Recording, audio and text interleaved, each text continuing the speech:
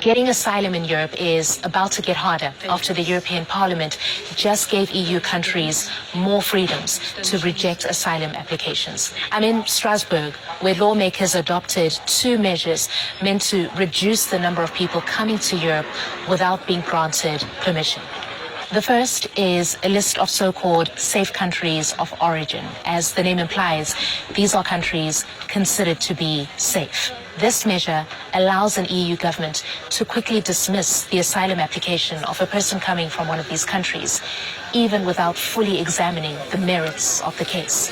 On that list of countries is Egypt, Tunisia, Morocco, Bangladesh, India, Kosovo, Colombia, Turkey, and Georgia. The irony is that governments of some of these countries have been denounced by the European Parliament for violating human rights. The second measure the European Parliament adopted is the Safe Third Countries rule.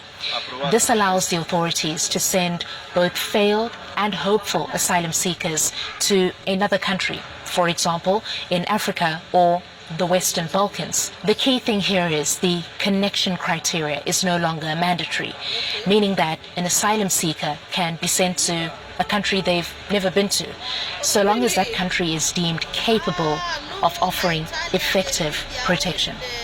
These laws passed because the centre-right voted with the far right. They say Europe's policy of open doors has failed.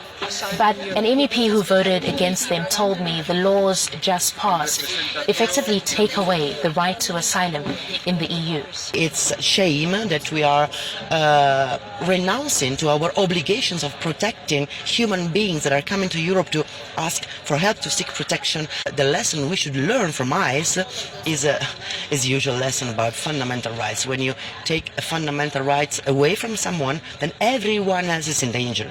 The ICE, they started deporting Mexicans and they ended up shooting in the face US citizens. The European Parliament vote is the latest step in the direction Europe is taking, where governments, under pressure from far-right parties rising in the polls, are adopting more restrictive migration policies.